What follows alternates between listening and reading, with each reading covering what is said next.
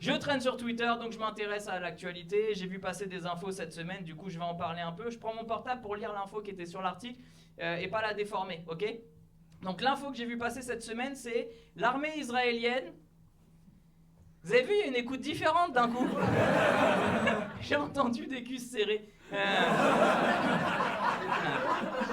Non mais faites-moi confiance, je suis marrant. Donc, l'armée israélienne s'excuse pour la mort d'un civil palestinien dans une frappe aérienne après avoir confondu un vélo avec un lance-roquette.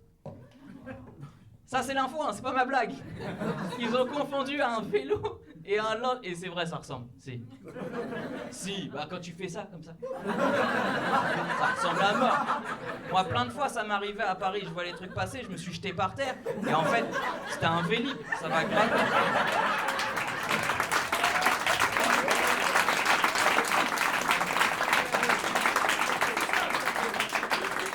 Le pire, c'est les trottinettes. Tu sais, quand elles roulent sur les pavés, là, tac, tac, tac, tac. Plein de fois, j'ai cru qu'il y avait des mitraillettes. Bien sûr. Israël, quand ils regardent le Tour de France, ils doivent être en panique. Ils sont armés de dingue, les gars. On voit ça comme un défilé militaire.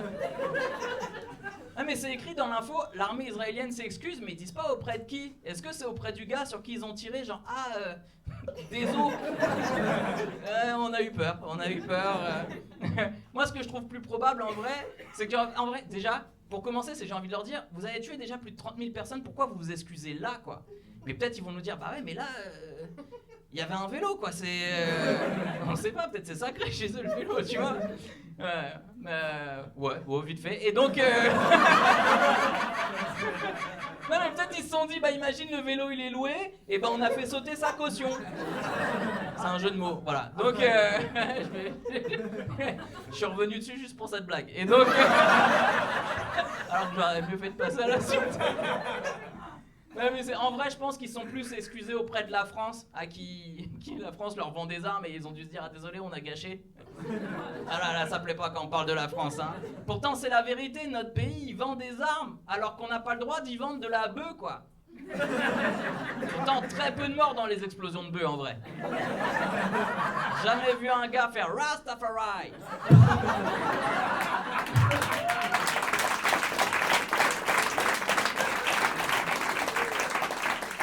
Au retour, il n'y a que des morts de rire. Ouais, vous avez applaudi trop vite, c'est pour ça. Mais... c'est vraiment un rire de ouf. Et donc... plus j'y pense, plus je me dis, c'est quand même bizarre. Si je vends un flingue, je suis un criminel, mais si j'arrive à en vendre 100 000 à un dictateur, je suis ministre. Parce qu'apparemment, si dans le deal, il y a de la TVA, ça respecte les droits de l'homme. Ouais, si tu te démerdes bien, tu peux défiscaliser, quoi.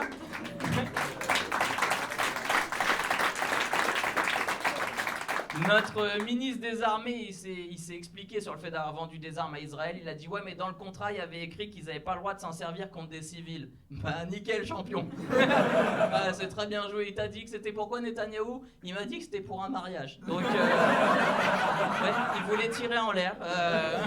Tu l'as cru? Bah ouais, parce que j'ai dit vous êtes sûr? Et il m'a dit t'inquiète. Donc il n'a pas de raison de mentir. Ah, c'est tellement une évidence en vrai ce qui se passe là-bas que l'ONU, là, au bout de 5 mois, ils ont voté un cessez-le-feu humanitaire et la libération de tous les otages. Et Israël a répondu à l'ONU, vous êtes antisémites. J'ai l'impression qu'ils sont dans une relation toxique les deux là, non? Et Israël, c'est un peu le gars qui est encore amoureux d'une meuf qui l'a larguée, il dit ouais, de toute façon c'est une pute. Tu vois, c'est un peu cette relation qu'ils ont. Tu peux pas traiter les gens qui veulent un cessez-le-feu d'antisémites, sinon on va être vraiment nombreux, quoi. Par exemple, t'es pour la paix? Bah antisémite, voilà. Ça va très vite. Tu t'es fait avoir, fallait pas répondre, fallait faire comme les États-Unis, ils sont abstenus sur ce vote. Tu vois, parce que comme ça, ils sont pas antisémites, c'est juste des enculés, ça a rien à voir. Pendant 5 mois, ils avaient même mis leur veto, etc. Parce qu'ils disaient, ouais, on n'est pas d'accord sur les termes de cessez-le-feu, etc. Tu sais, les autres, ils disaient, mais ça tue là. Ils disaient, ouais, tu veux dire que c'est mortel? Tire sur mon doigt, allez. Tu vois, les États-Unis, quoi. Tu te rends compte que les États-Unis, dans ce conflit, c'est l'arbitre? J'ai l'impression que Les États-Unis, c'est l'arbitre d'un match de foot. Les deux équipes ont vu qu'il y avait une faute de ouf. Le stade entier a vu qu'il y avait une faute de ouf. Et les États-Unis disent pardon, je regardais mon portable.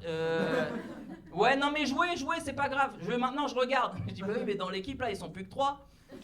Ah ouais. Ils vont perdre là, hein. Ah, c'est chaud. T'as voulu applaudir, mais t'as été seul. Ouais. Elle a fait ça. Non, pas celle-là. Ok, d'accord.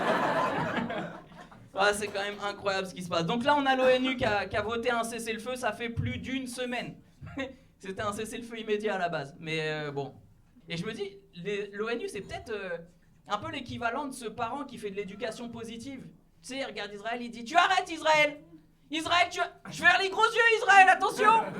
Je vais compter jusqu'à 3, Israël! 1, 2, 2,5, tu la connais. 3, 4, Israël, attention!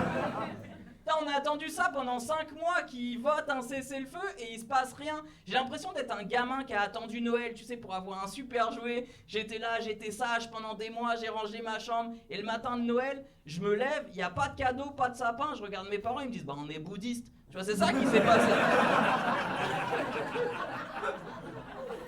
Et je finirai sur un truc un peu plus sérieux, c'est que moi, avant ce conflit-là, je pensais que antisémite, ça voulait dire détester les juifs. Ça voulait pas dire être pour la paix, quoi. Mais si t'es pour que la guerre continue, parce que là, il y a des juifs qui meurent aussi dans ce conflit. Je me dis, si tu veux que la guerre continue, t'es pour que des juifs continuent de mourir. Donc en fait, Netanyahou, il est antisémite de ouf, hein. Allez, t'es technique, celle-là. Je finis là-dessus, merci beaucoup. Merci beaucoup de m'avoir écouté. Merci.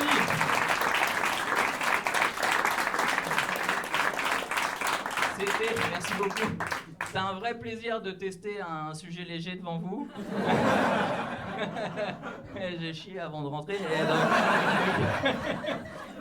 Mais vous étiez très très cool. Merci beaucoup de m'avoir suivi dans le délire.